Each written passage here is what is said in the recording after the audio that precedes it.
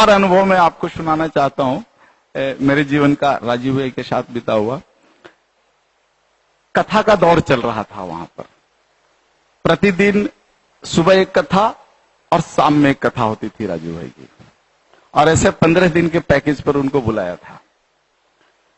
और उस समय हमारे यहाँ राम सेतु को तोड़ने के लिए हमारे यहाँ के मुख्यमंत्री और मिनिस्टर सब पूरे ताम झाम के साथ भिड़े हुए थे कि इस बार तो राम सेतु को तोड़ के खत्म ही कर देंगे। हमारे यहाँ बहुत माहौल चल रहा था, राजनीति में गर्मा गर्मी चल रहा था तोड़ने को लेकर के। इधर सुब्रमण्यम स्वामी अड़े हुए थे, उधर हमारे यहाँ टीआर बालू जिसका 350 जहाज है वो भिड़ा हुआ था कि तोड़ दो तो हमारे जहाज का रास्ता साफ हो जाएगा। ये खूब घमासान लड़ाई हमारे यहाँ चल रही थी, और उसी समय उनके व्याख्यान का दौर भी चल रहा था हमारे यहाँ। तो एक निमंत्रण आया संघ से। संघ तमिलनाडु जो राष्ट्रीय स्वयंसेवक संघ है, उनके कार्यकर्ताओं ने कहा कि अभी राम सेतु का मामला बहुत गर्म है, सो राजीव भाई को कहिए एक राम सेतु के ऊपर कथा आयोजित कर दें। बोले आप आयोजित कर दो, मैं पूछता हूँ, मन बनाता हूँ। तो राजीव भाई से बात किया, राजीव भाई ऐसा ऐसा एक निवेदन आया है, क्या करना। बोले चलो 5 मिनट में सोच के बोलता हूँ। तो 5 मिनट उनको छोड़ा, फिर उन्होंने कहा कब कथा करनी है। तो मैंने फोन करके पूछा भैया कथा कब करनी है। तो उन्होंने कहा आज रविवार है, अगर आज ही 3 बजे हो जाए कथा तो बहुत ही बढ़िया है। हमने 4 घंटा में आप कितने लोगों को बुला लेंगे। बोले हमारे संघ के तो इतने कार्यकर्ता हैं कि फोन करो तो आधे घंटे में सब हाजिर हो जाएंगे इमरजेंसी में। आप बताइए कि राजीव भाई कथा करेंगे आज 3 बजे से। और उस समय कुछ 10 साढ़े 10 बज रहा था। मैंने राजीव भाई से पूछा कि हाँ ठीक है कर लेंगे। हाँ तो हो गया। अब राजीव भाई सोच में पड़ गए कि बोलू क्या। अब मैं देख रहा हूं कि बैठ करके सोच रहे हैं। फिर मैंने पूछा भैया क्या करना, कुछ उपाय करूं मैं क्या कर सकता हूं बोलो।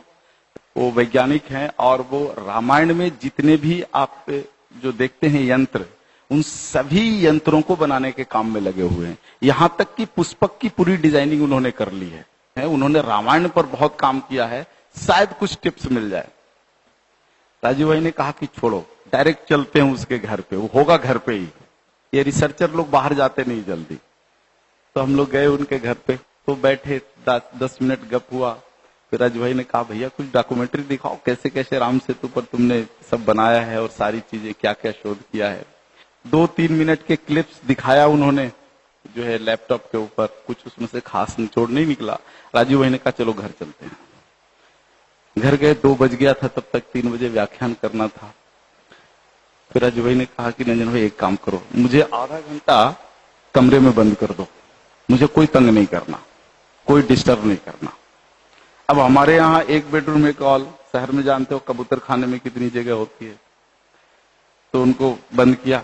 आने जाने वाले को कहा भैया आधा घंटा तो मिलेंगे नहीं राजीव भाई, आप बाहर बैठो। ठीक 25 मिनट में उन्होंने दरवाजा नॉक किया, रंजन भाई दरवाजा खोलो। दरवाजा खोला हूं, बाहर निकले, बोले चलो कथा के लिए। मुझे पता है उसके आधा घंटा पहले उनकी स्थिति कैसी थी कि राम सेतु के ऊपर क्या बोलना है, कुछ विचार ही नहीं था उनके पास, विचार शून्य था। आधा घंटा कमरे में उन्होंने क्या किया मुझे नहीं पता, क्योंकि कमरा तो मैंने बाहर से बंद किया। आधा घंटा नहीं 25 मिनट में निकले और बोले कि चलो कथा करने के लिए। उस समय मेरी इतनी सामर्थ्य नहीं थी कि कार हो, मेरे पास मोटरसाइकिल थी, पुरानी स्कूटर पर बैठाया उनको और चले गए कथा करने के लिए। वहां गए और जो उन्होंने राम सेतु के ऊपर जो कथा किया, उन्होंने जो कथा किया, मैं क्या बताऊं उसके बारे में। दुर्भाग्य यही कि उसकी रिकॉर्डिंग नहीं हुई।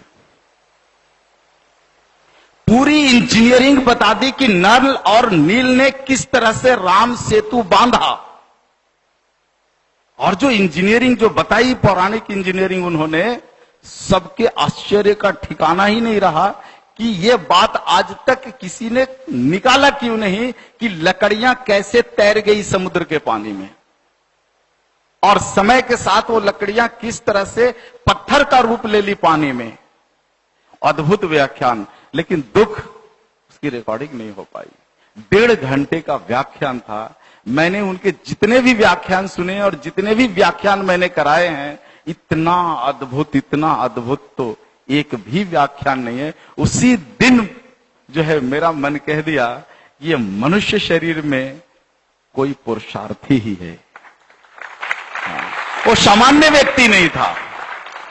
सामान्य व्यक्ति ऐसा नहीं कर सकता, है ना। हाँ, वो पूरा नक्सली क्षेत्र है। हाँ, पूरा एमसीसी का बेल्ट है। तो वहां पर एक कथा करवाई थी उनकी, और वहां पर सभी नक्सली आए थे उनको सुनने के लिए। और नक्सली इस भाव से आए थे कि वो किडनैप भी हो सकते थे। लेकिन उनका व्याख्यान चला लगभग वहां 3 घंटा, और 3 घंटे में सारे नक्सली साष्टांग हो गए। डर था हमें भी कि अगर किडनैपिंग हो गया तो परेशानी हमें ही होने वाली है। फिर पैरवी लेके जाना पड़ेगा, उनको छुड़ाना पड़ेगा, सारा मनाना धनाना पड़ेगा, सारा कुछ करना पड़ेगा। एकदम अंदर से तो यूं हो रहा था। कथा शुरू हुई और चारों तरफ से नक्सलियों ने छेक लिया अपने अपने तरीके से, और वहां सुनने वाले भी लगभग 80% नक्सली। और एकदम माहौल बदल गया व्याख्यान के बाद, सारे साष्टांग हो गए। तो ऐसा अद्भुत व्यक्तित्व था उनका। और उसके बाद तो फिर हमें ऑफर आया नक्सलियों का कि जंगल के अंदर जो जहां उनका ट्रेनिंग स्थल है, जहां पर 250-300 नक्सली कभी भी ट्रेनिंग लेते रहते हैं, तो उनका भी कमांडर इन चीफ होता है उसमें। तो उसका निमंत्रण आया था कि राजीव भाई का व्याख्यान एक हमारे लोगों के लिए भी आप करा दो, उनका भी शायद जीवन बदल जाए। तो सारी चीज तय हो गई थी, जगह तय हो गया था, सारा कुछ कैसे कैसे जाना करना सब कुछ तय हो गया था। लेकिन इसी बीच जो है बाबा का निमंत्रण था, चले गए, वो रुक गया। वरना पता नहीं कितने नक्सलवादियों का जीवन, उनका चरित्र बदल गया रहता। तो ऐसा व्यक्तित्व देखो कोई साधारण व्यक्ति तो कर नहीं सकता है, साधारण व्यक्ति से हो नहीं सकता है। और बिल्कुल जो है ना सामान्य वेशभूषा में रहने वाले असाधारण व्यक्तित्व ही थे। जब तक रहे हमारे बीच, हम भारतवासियों के बीच, हम उन्हें पहचान नहीं पाए। दुख इसी बात का है, पहचान नहीं पाए। उनके जाने के बाद उन्हें भारत के लोग पहचान पाए।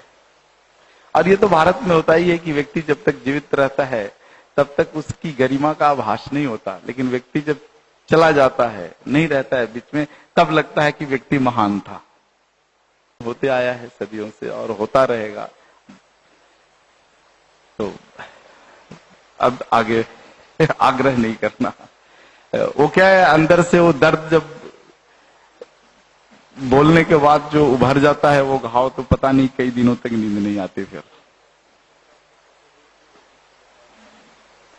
बात तो सही है, लेकिन जब वो घाव खुल जाता है ना तो कई दिन तक फिर नींद नहीं आती। तो बहुत बहुत पीड़ा उन्होंने सही है अपने जीवन में, बहुत पीड़ा सही है जीवन में।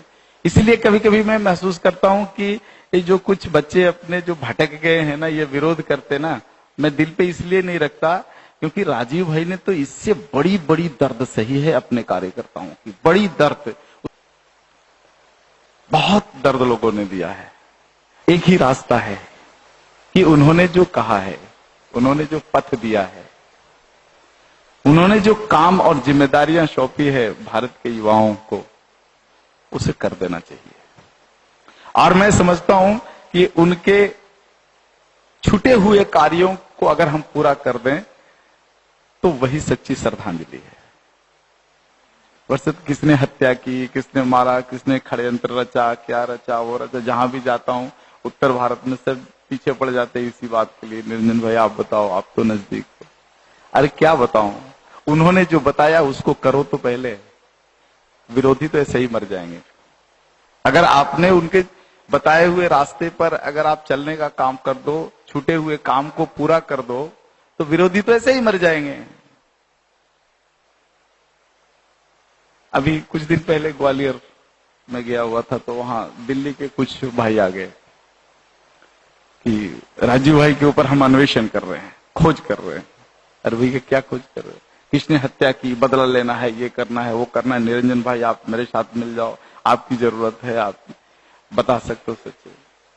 मैंने एक ही सवाल किया, कर क्या लोगे तुम सुन करके?